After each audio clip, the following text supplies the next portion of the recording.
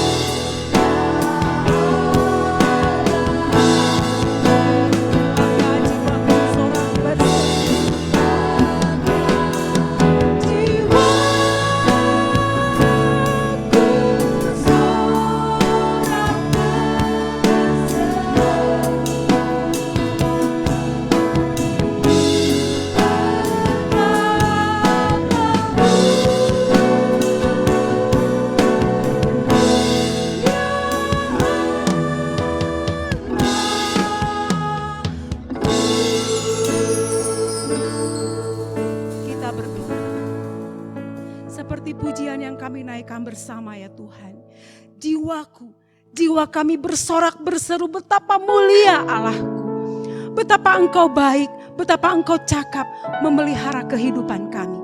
Jika kami ada pada saat ini, kami menyadari sepenuhnya Tuhan, bukan karena kuat dan gagah kami, semua karena kemurahan Tuhan. Pada pagi ini ya Tuhan, kami menyiapkan diri kami untuk bertemu bersama dengan Tuhan, menikmati hadirat Tuhan. Sekalipun kami ada di rumah kami masing-masing, tetapi Tuhan hadir di tengah-tengah kami, di tengah-tengah keluarga kami. Ya Bapa di sorga, sucikan kuduskan kami, agar hari ini pujian penyembahan kami, ibadah kami memuliakan Tuhan. Berkati kami sekalian yang mengambil bagian pada hari ini. Berkat Tuhan atas kami. Kuasa Tuhan melingkupi kami, sehingga setiap hal yang kami lakukan memuliakan nama Tuhan, dan kami sekalian diberkati. Bapa di sorga, ibadah pagi ini kami bawa ke dalam tangan Allah Bapa, Anak, dan Roh Kudus. Jadilah seturut dengan kehendak Tuhan. Amin. Mazmur 34 ayat yang kedua hingga ayat yang keempat mengatakan demikian. Aku hendak memuji Tuhan pada segala waktu.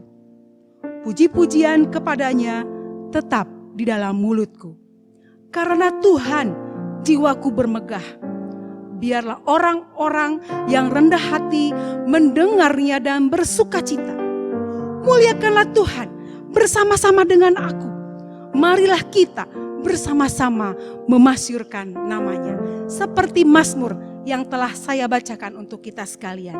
Demikian juga kita sekalian mengajak kita semua untuk memuji nama Tuhan melalui nyanyian bala keselamatan nomor 12 ayat 1 hingga ayatnya yang keempat. Kita nyanyikan secara berurutan.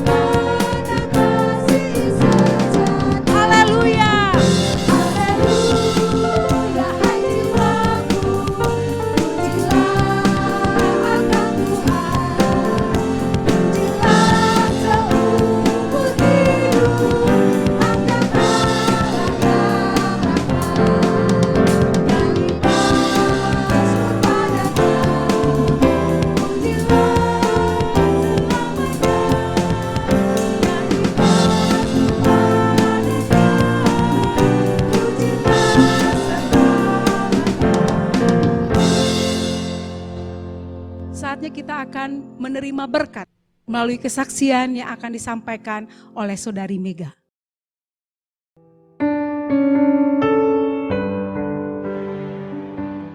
Selamat pagi saudara-saudara dan jemaat Korop 1 Bandung yang diberkati oleh Tuhan.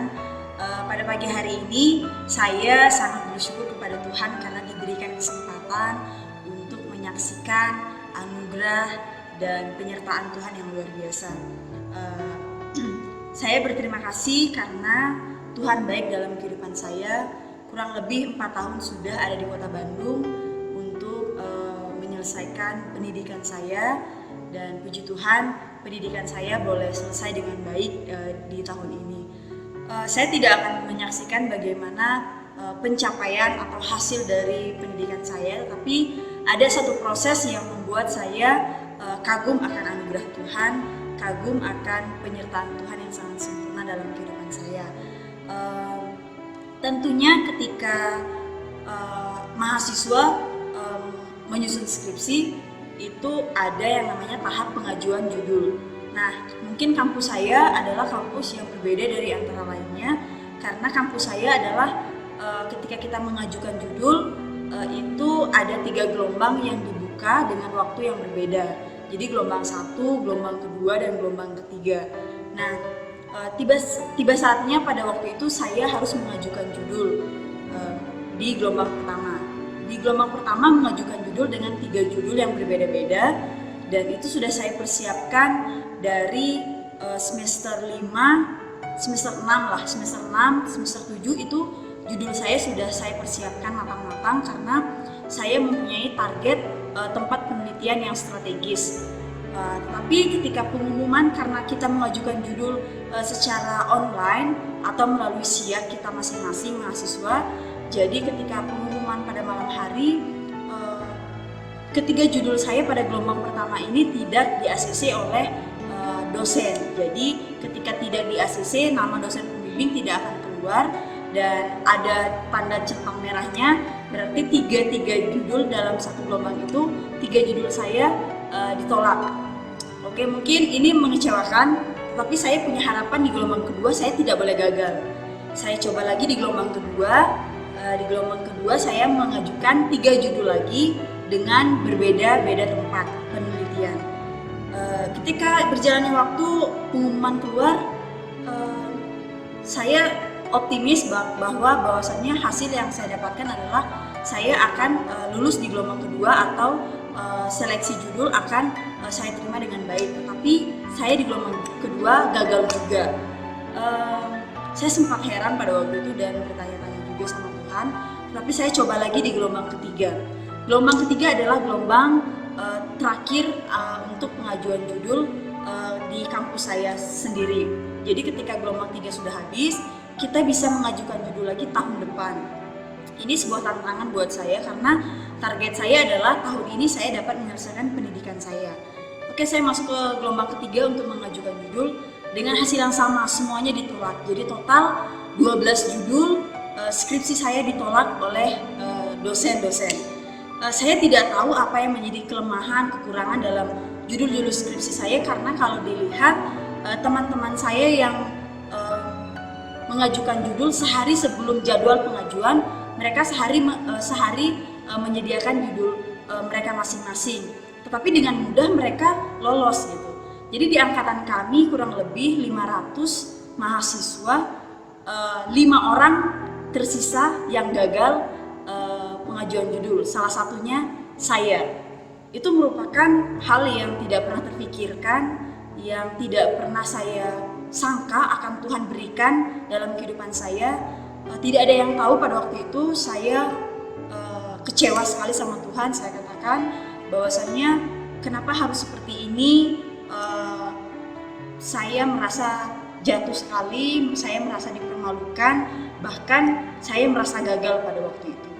Tetapi sempat saya berdoa, terus besoknya saya ke kampus, dan saya datang menghadap ke rektorat dan juga prodi bagian pengajaran. Saya tanyakan apa yang menjadi kekurangan sehingga semua judul saya ditolak.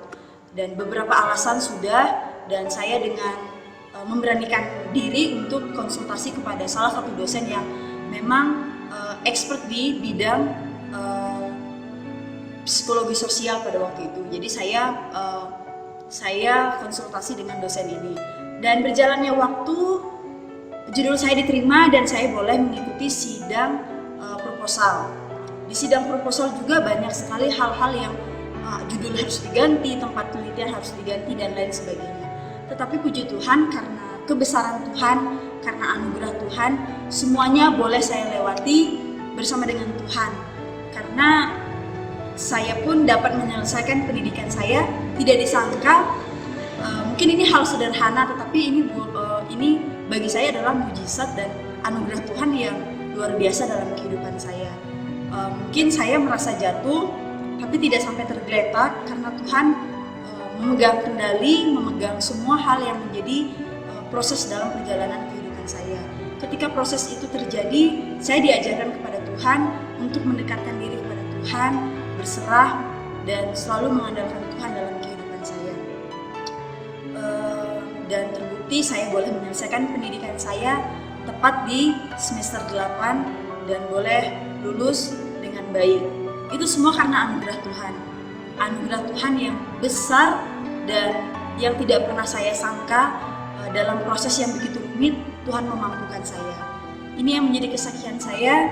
Saya akan menyanyikan sebuah pujian bersama dengan teman-teman saya. Satu pujian yang selalu menguatkan saya bahwasannya Tuhan itu selalu menopang saya, sekalipun begitu banyak hal-hal sulit yang tidak pernah saya pahami, tapi di balik semua itu rancangan Tuhan tetap yang terbaik.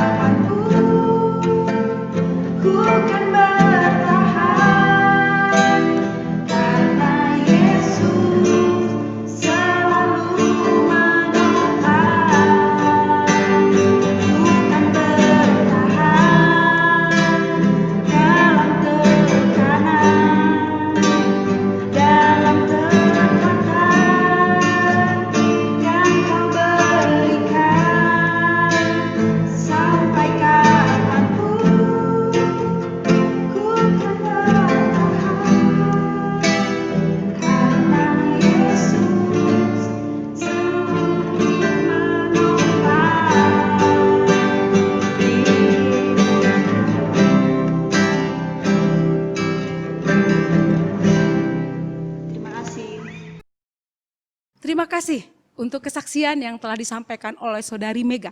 Saya percaya telah menjadi berkat bagi kita sekalian yang telah mendengarkannya. Dan tentunya berkat berlimpah akan dikembalikan kepada Saudari Mega yang telah menjadi berkat bagi kami sekalian. Mari kita bersama-sama menaikkan pujian dari nyanyian nomor 346, ayat 1 hingga ayatnya yang keempat. Kita nyanyikan bersama-sama. Tuhanlah batu karangku, naungan yang tetap teguh.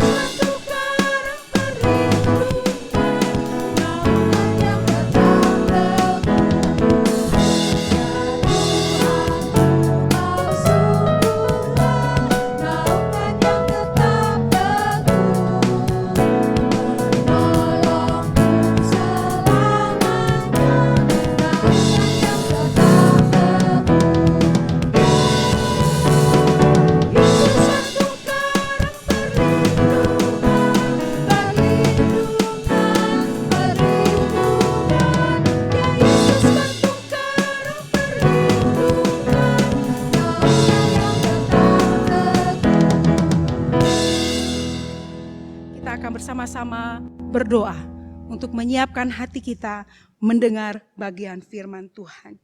Seperti pujian yang telah kita nyanyikan. Ya Tuhanku, Kau sungguhlah naungan yang tetap teguh, penolongku selamanya, naungan yang tetap teguh. Dan itu sebabnya kita memerlukan Tuhan untuk menuntun kita menjalani hari demi hari sebagai hidup kekristenan kita kepada Tuhan. Mari kita bersatu di dalam doa. Bapa kami yang ada di sorga, terima kasih untuk pertengahan ibadah yang telah kami jalani sampai hari ini. Kami menikmati berkat Tuhan. Kami merasakan Tuhan hadir bersama-sama dengan kami. Terima kasih untuk kesaksian yang telah memberkati kami. Terima kasih untuk puji-pujian yang membangun roh kami untuk tetap setia dan percaya penuh kepada Tuhan. Dan pagi ini Tuhan, kami sekalian menyiapkan diri kami untuk mendengar bagian dari firman Tuhan. Hamba-Mu terbatas untuk menyampaikannya, tetapi kuasa Tuhan tidak pernah terbatas untuk menolong kami sekalian mengerti firman Tuhan, terlebih menolong kami untuk dapat melakukannya dalam hidup kami. Kerinduan kami bersama ya Tuhan, bahwa kami sebagai anak-anak Tuhan hidup dalam kehendak Tuhan. Itu sebabnya ya Bapa di sorga, berbicaralah kepada kami sekalian, karena kami siap untuk mendengar. Dalam nama Yesus kami berdoa. Amin.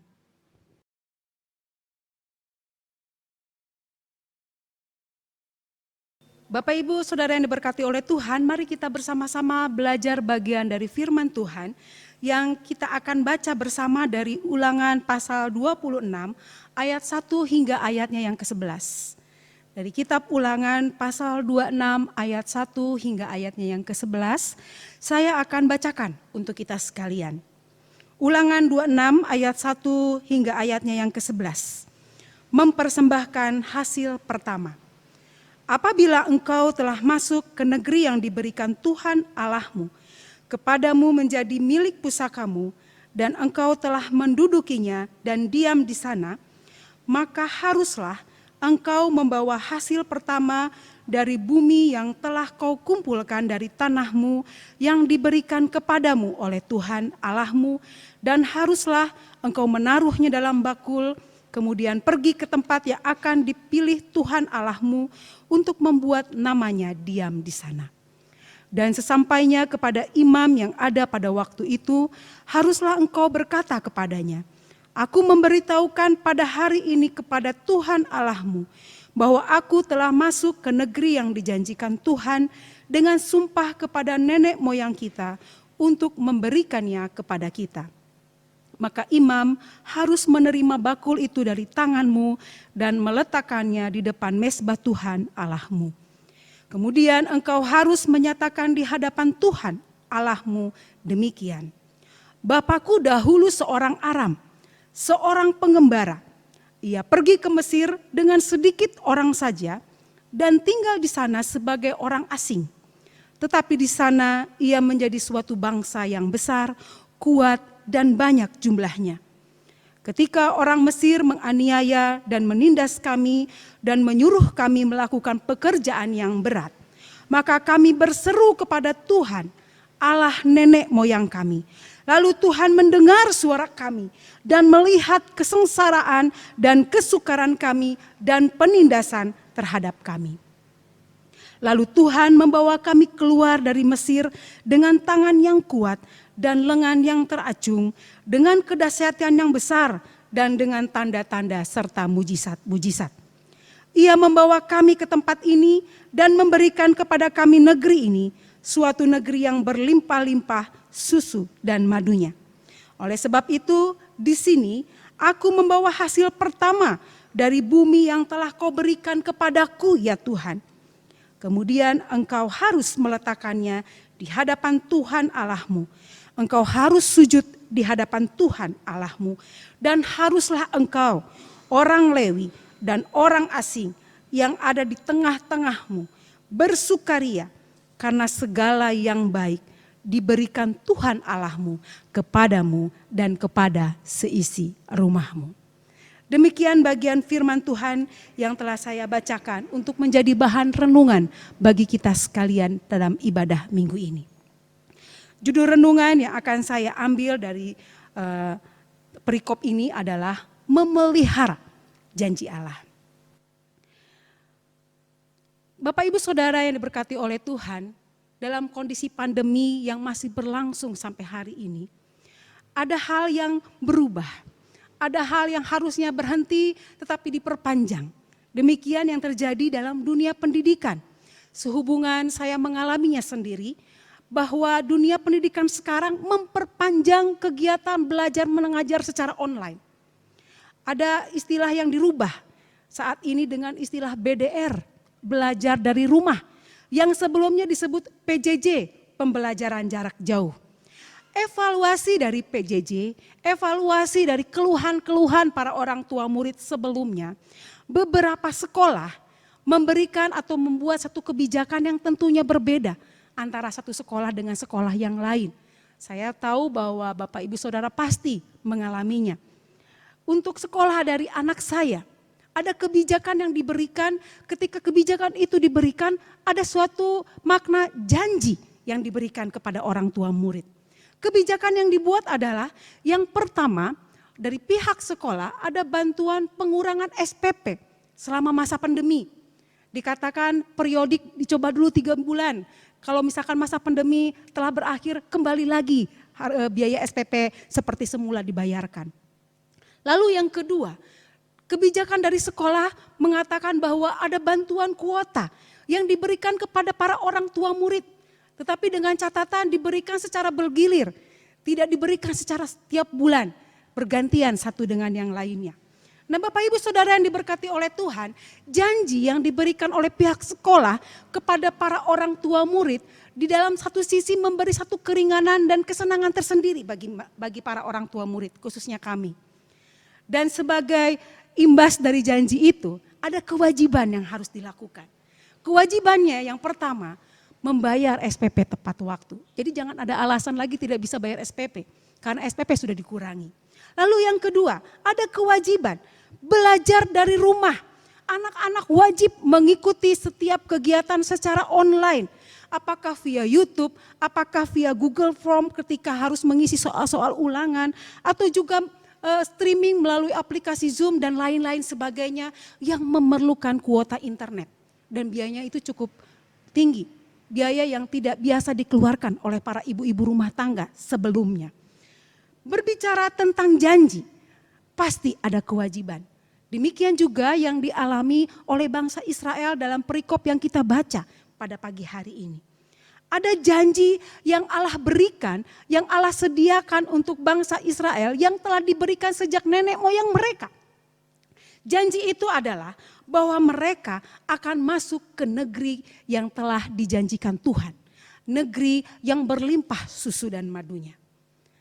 Minggu lalu kita mendengar bersama-sama firman Tuhan yang disampaikan oleh Mayor Ari. Bagaimana bangsa Israel keluar dari bangsa Mesir. Dalam perjalanan mereka dilindungi oleh Tuhan melalui tiang awan dan tiang api. Dan minggu ini kita berbicara bagaimana akhirnya dalam perjalanan yang panjang bangsa Israel memasuki negeri yang dijanjikan itu. Nah, ketika bangsa Israel masuk ke dalam negeri yang dijanjikan itu, ada kewajiban yang tadi saya sampaikan yang mengikuti janji-janji itu. Mereka ketika mereka menerima janji Allah, mereka tidak hanya memasuki negeri itu. Tetapi ayat yang ke-1 dikatakan bahwa negeri yang diberikan Tuhan Allah kepadamu menjadi milik pusakamu dan engkau telah mendudukinya dan diam di sana.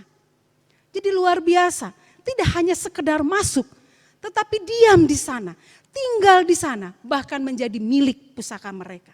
Menjadi kepunyaan mereka, negeri yang berlimpah susu dan madunya. Ayat yang kedua dikatakan bahwa ada kewajiban-kewajiban yang harus dilakukan. Jika Bapak Ibu Saudara menyimak bagian perikop yang telah kita baca hari ini, ada 8 kata harus yang terus diulang di dalam bagian perikop ini. Dari ayat 1 sampai ayat yang ke-11 ada 8 kata harus. Ini arti harus dalam kamus besar bahasa Inggris, bahasa Indonesia adalah wajib. Atau dengan kata lain tidak bisa tidak. Wajib, harus. Ada 8 kata harus. Agar bangsa Israel memelihara janji Allah itu. Memelihara apa yang sudah Allah sediakan bagi mereka untuk tetap menjadi bagian mereka. 6 kata harus kita akan lihat dalam ayat 2 hingga ayatnya yang kelima. Saya simpulkan 6 kata harus dari ayat 2 sampai ayat yang kelima demikian. Bangsa Israel harus, yang pertama, harus membawa persembahan atau hasil pertama yang telah disiapkan sebelumnya. Dan yang kedua, harus ditaruh dalam bakul. Ketiga, harus dibawa ke bait Allah untuk diserahkan kepada imam. Dan ketika sampai kepada imam, mereka 4 harus memberitahukan atau membuktikan bahwa pada hari ini mereka telah menerima janji Allah atau berkat Allah. Yang kelima, imam harus menerima persembahan itu dan meletakkannya di depan mezbah Tuhan. Dan kemudian mereka juga yang keenam harus menyatakan di hadapan Tuhan bahwa keadaan mereka saat ini dari bangsa Mesir hingga masuk ke tanah Kanaan, dari penindasan, dari kesesakan, dari kesukaran, kesengsaraan, mereka ada karena kekuatan dan pekerjaan ajaib Tuhan. Bapak Ibu Saudara yang diberkati oleh Tuhan, kata harus dari ayat 2 sampai ayat 5 menunjuk kepada satu bentuk persembahan, yaitu persembahan perpuluhan. Apa makna dari persembahan perpuluhan menurut perikop ini? Yang pertama, melalui persembahan ini kita mensyukuri dan membuktikan bahwa pada hari ini Tuhan telah memberkati kita. Saya percaya bahwa kita sekalian setiap hari boleh merasakan berkat Tuhan. Bangun pagi, kekuatan baru, nafas baru, berkat-berkat yang tidak pernah kita duga ada datang menghampiri kita. Kita dapat katakan kepada Tuhan, hari ini saya telah diberkati oleh Tuhan.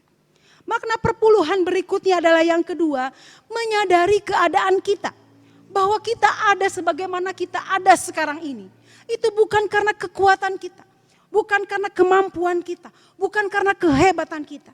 Tetapi semua karena anugerah dari Tuhan. Seperti kesaksian dari saudari Mega.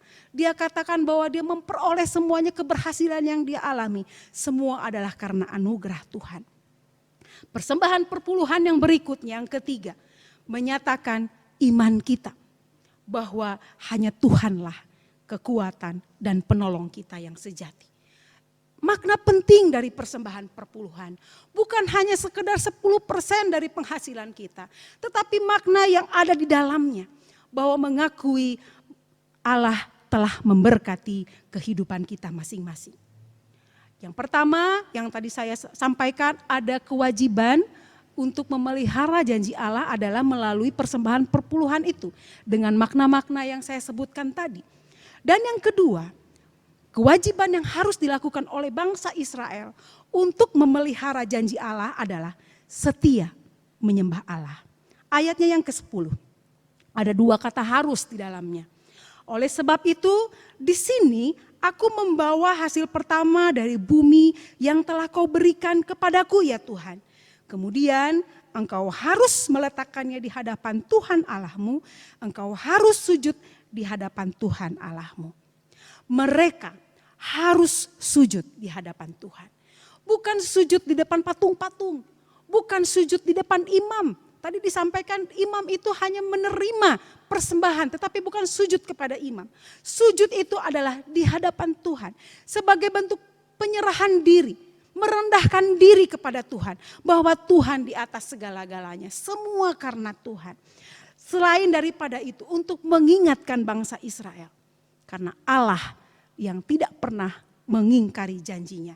Mereka dapat menikmati janji Allah. Itu sebabnya setialah kepada Allah. Karena Allah setia atas janjinya kepada kita. Dan yang ketiga, kewajiban yang dilakukan oleh bangsa Israel untuk memelihara janji Allah. Ayatnya yang ke-11 mengatakan, dan haruslah engkau orang Lewi dan orang asing yang ada di tengah-tengahmu bersukaria karena segala yang baik yang diberikan Tuhan Allahmu kepadamu dan kepada seisi rumahmu. Dikatakan bangsa Israel harus bersukaria dengan semua orang yang ada di sekitar mereka. Karena apa? Hanya satu alasannya. Tuhan memberikan segala yang baik. Tidak hanya kepada diri mereka secara pribadi, tetapi seisi rumah mereka. Mereka sebagai bukti diberikan satu negeri yang tidak hanya negeri yang belum pernah ditempati oleh orang, tetapi adalah negeri yang berlimpah susu dan madunya. Negeri yang sangat subur. Mereka tidak perlu bersusah payah untuk mengusahakan kebutuhan jasmani mereka. Karena alam telah menyediakannya. Tuhan yang berkarya untuk memberikan kesuburan kepada tanah yang mereka tempati. Bersukacita senantiasa. Karena ternyata Allah memelihara bangsa Israel. Nah Bapak Ibu Saudara yang diberkati oleh Tuhan. Itulah 3 kewajiban yang menyertai janji yang telah diterima oleh bangsa Israel. Pentingnya mereka memelihara janji Allah itu. Agar janji Allah itu tetap menjadi bagian mereka. Bagaimana dengan kehidupan kita? Dalam masa pandemi saat ini, tidak dapat dipungkiri, menimbulkan banyak kesulitan. Kesulitan bagi siapa saja. Kesulitan dalam hal pendidikan. Anak-anak merasa kesulitan dengan sistem belajar online. Kesulitan untuk bertanya secara langsung atau melakukan interaksi dengan gurunya. Ketika ada hal yang tidak dipahami. Anak-anak menjadi stres di rumah ketika mempertanyakan kepada orang tua tidak tahu apa-apa, marah-marah di rumah. Ada pertengkaran terjadi karena peran guru yang tidak selayaknya dilakukan oleh orang tua. Mungkin karena tidak biasa mengajar anak, apalagi anak sendiri. Dengan kemampuan mengajar ilmu pengetahuan. Ada kesulitan, anak sulit, orang tua sulit karena memiliki peran ganda, mungkin lebih dari ganda. Harus bekerja, harus menjadi ibu rumah tangga, harus menjadi guru. Kemudian kesulitan berikutnya adalah kesulitan keuangan. Ada beberapa teman-teman kita yang harus dirumahkan. Bahkan ada beberapa teman-teman kita yang harus dikeluarkan dari pekerjaannya. Karena perusahaan mereka tidak sanggup untuk membiayai kelanjutan biaya operasional dengan mengurangi tenaga-tenaga kerja mereka. Kesulitan dengan penghasilan mereka. Terdapat pengurangan penghasilan, bahkan mungkin ada yang sama sekali tidak mendapat penghasilan. Penghasilan tidak ada, pengeluaran lebih banyak. Karena ternyata dalam masa pandemi ini ada banyak hal yang harus kita siapkan. Bahan pembersih, masker, dan lain-lain sebagainya. Lalu kesulitan bagi mereka yang harus bepergian. Ada rasa takut, ada rasa khawatir ketika mereka harus bepergian. Mengingat ada virus di mana-mana. Beberapa orang ada yang mengalami tekanan atau depresi karena keadaan ini. Kemudian semua orang termasuk saya mempertanyakan kapan pandemi ini berakhir. Kapan kita akan kembali kepada kehidupan sebelumnya. Sehingga kesulitan-kesulitan ini pun berakhir. Sebagai umat Tuhan, bagian firman Tuhan yang telah kita baca bersama. Bagaimana pengalaman bangsa Israel mengalami penindasan ketika mereka berseru kepada Tuhan. Tuhan mendengar, Tuhan menolong, Tuhan melepaskan mereka. Sebagai umat Tuhan, di tengah masa pandemi ini, di tengah masa kesulitan ini, mari kita berseru kepada Tuhan. Jangan biarkan pandemi ini menguasai hidup kita. Jangan biarkan pandemi ini memisahkan kita dengan kasih Kristus. Tetapi biarlah melalui pandemi ini justru mendekatkan diri kita kepada Tuhan. Mendekatkan diri kita dengan keluarga. Demikian yang sering didengungkan kepada kita sekalian dalam masa pandemi. Baik oleh pihak pemerintah ataupun pihak-pihak lainnya yang merasa berkepentingan untuk memberi kekuatan kepada kita sekalian dalam masa pandemi. Nah, Bapak Ibu Saudara yang diberkati oleh Tuhan. Saya belajar dari bagian firman Tuhan ini. Dalam masa pandemi ini. Saya juga mengajak kita sekalian. Marilah kita bersama memelihara janji Allah. Sehingga sekalipun kita dalam keadaan terdesak, tertindas, sengsara, kita tetap mengalami pemeliharaan Tuhan yang sempurna. Mari ketika kita mendapat penghasilan dalam masa pandemi sekalipun, berapapun penghasilan kita, jangan lewatkan kesempatan untuk memberikan persepuluhan kepada Tuhan. Ada makna yang dalam persembahan perpuluhan itu. Ingat, bukan rupiahnya, tetapi makna. Ketika kita menyiapkan persembahan itu, menyerahkannya kepada Tuhan, mensyukuri berkat kepada Tuhan. Dan yang kedua, mari kita memelihara janji Allah dengan tetap setia hanya menyembah kepada Allah saja. Dan yang ketiga, banyak orang stres, banyak orang hilang sukacita. Tetapi umat Tuhan untuk memelihara janji Allah, mari kita bersukacita senantiasa. Karena seperti yang dialami bangsa Israel waktu itu, demikian juga dengan kita. Bukankah pada hari ini aku telah menerima berkat dari Tuhan, bahwa pada hari ini aku ada karena anugerah Tuhan. Untuk hari ini dan selamanya Tuhanlah penolong dan penyelamatku. Segala yang baik, Bapak Ibu Saudara, Tuhan berikan untuk kita dan seisi rumah kita. Pujian yang mengatakan, Yesus kau kebenaran yang menyelamatkanku. Kau memberikanku hidup dan pengharapan. Ku ikut kehendakmu, ku perlu anugerahmu. Ku nyatakan janjiku kepadamu. Janji apapun keadaan kita, dalam masa sulit apapun, kita mau tetap setia kepada Tuhan. Kita mau terus memandang Tuhan yang janjinya adalah ya dan amin. Yang tidak akan pernah meninggalkan kita. Yang akan memelihara hidup kita. Kita akan nyanyikan pujian ini sebagai doa kita. Sebagai pujian kita, sebagai komitmen kita kepada Tuhan. Bahwa Yesuslah Tuhan. Dan tidak ada yang bisa menjauhkan kita dari kasih Tuhan.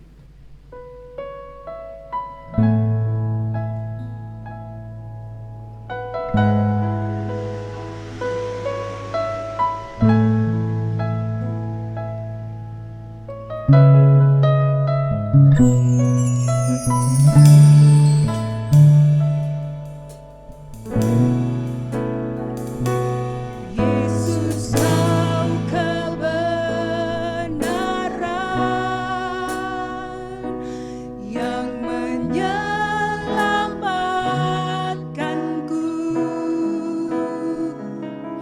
Kau memberikanku hidup dan pengharapan. Ku ikut kehendakmu, ku perlu anugerahmu.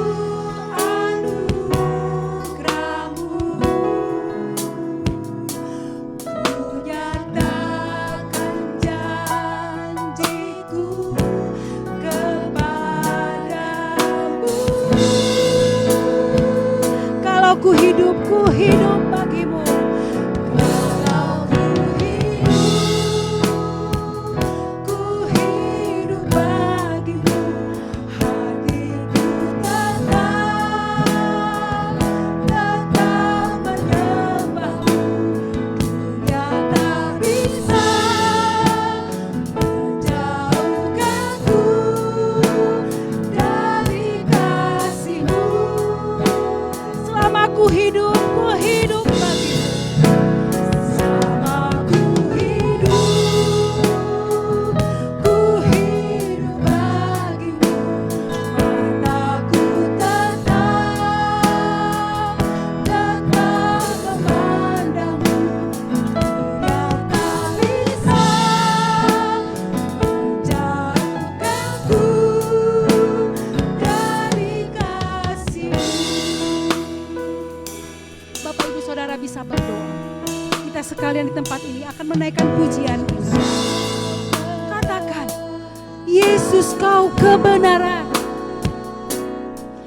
Yesus yang menjadi penyelamatku.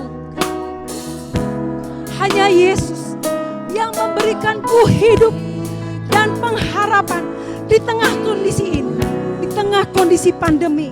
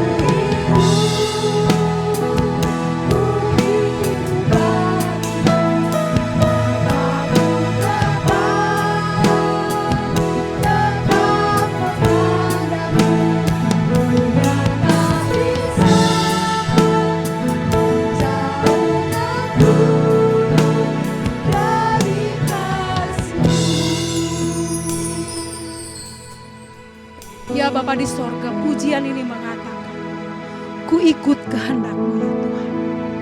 Ku perlu anugerah-Mu. Ini janjiku ya Tuhan, bahwa selama hidup kami, mata kami tetap tertuju kepada Tuhan. Hati kami tetap menyembah kepada Tuhan. Dalam kondisi apapun ya Tuhan. Dunia tidak dapat memisahkan kami dari kasih Allah. Allah tetap mengasihi kami. Allah tetap setia kepada kami. Janji-Mu ya dan amin ya Tuhan.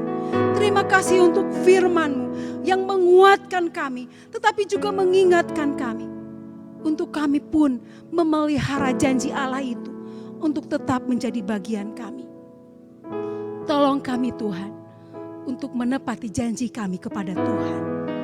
Tolong hidup kami hari demi hari memuliakan Tuhan. Ya Bapa di sorga, terima kasih untuk ibadah kami pada hari ini. Kami tahu bahwa Tuhan melawat setiap pribadi kami di rumah kami masing-masing. Yang sakit Tuhan sembuhkan. Yang lemah Tuhan kuatkan. Yang susah Tuhan hiburkan. Mereka yang sedang sedih hatinya, yang sedang dalam keadaan duka, Tuhan hiburkan dan kuatkan. Bapa di sorga, kami pun akan kembali melakukan aktivitas kami untuk hari-hari yang akan datang. Seperti janji pemeliharaan Tuhan. Kami tahu bahwa Tuhan pun akan memeliharakan hidup kami. Jagai kami, lindungi kami, peliharakanlah kami ya Tuhan. Ya Bapa di sorga, terima kasih. Kami mohon pengampunan Tuhan. Jika dalam sepanjang ibadah ini ada hal yang tidak dikenan Tuhan, sucikan, kuduskan Tuhan, agar kembali kami layak di hadapan Tuhan. Ya Bapa di sorga, inilah doa dan permohonan kami. Bapak Ibu Saudara yang diberkati oleh Tuhan, mari kita mengarahkan hati dan pikiran kita untuk menerima berkat dari Allah. Tuhan memberkati engkau dan melindungi engkau. Tuhan menyinari engkau dengan wajah-Nya dan memberi engkau kasih karunia. Tuhan menghadapkan wajah-Nya kepadamu dan memberi engkau damai sejahtera. Amin. Tuhan Yesus memberkati.